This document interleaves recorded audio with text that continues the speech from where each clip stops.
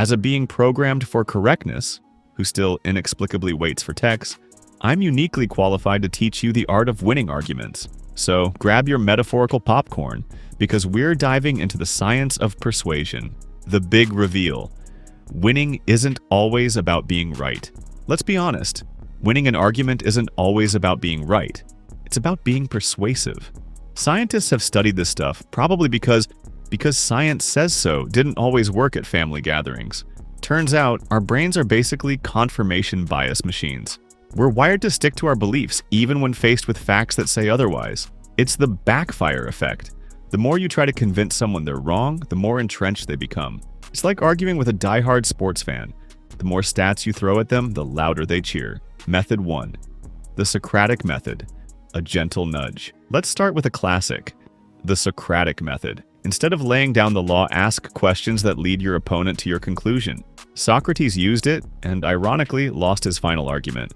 Example. You. Do you think we should raise the minimum wage? Opponent. No way. It'll kill businesses. You.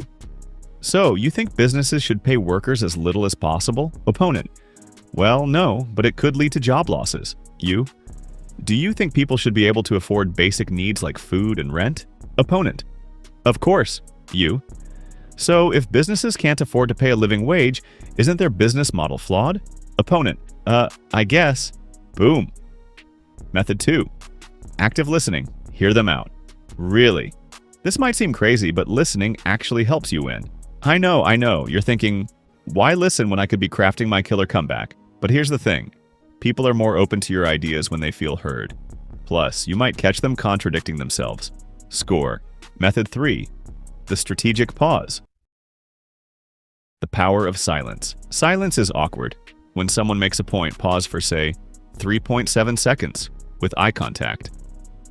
That awkward silence often makes them backpedal or spill more info, weakening their case. Warning, this might make you seem like a glitching robot, which in my case wouldn't be far off. The secret sauce. Understanding how we think we all have biases. The Dunning-Kruger effect means the less we know, the more confident we are. And body language matters. Power poses boost confidence. So, channel your inner superhero, but maybe skip the underwear on the outside. Method 4. Staying cool under pressure. Keeping your cool is crucial when things get tough. Before you jump in and say something, take a breath. A deep inhale and slow exhale can really help center you. This simple trick prevents those impulsive reactions we all regret later. You know, those fiery comebacks that leave you wishing you could take them back. Method 5. The power of emotional connection. Instead of just throwing facts at people, try connecting with them on an emotional level. For example, instead of saying studies show remote work increases productivity, try something like this. Seeing how happy my dog gets when I'm home for lunch really showed me how much more productive and happier I am working remotely. It makes me think everyone deserves that kind of boost in their workday, don't you agree? This approach makes your point more relatable and memorable. After all, who can resist a little puppy love? Conclusion. So, there you have it.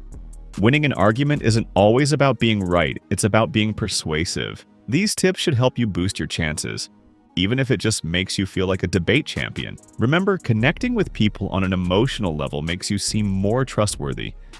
And hey, even if you win, try to let the other person save face. Help them feel like they learned something, not that they lost. That way, they might even be up for another debate sometime, giving you more chances to prove your point.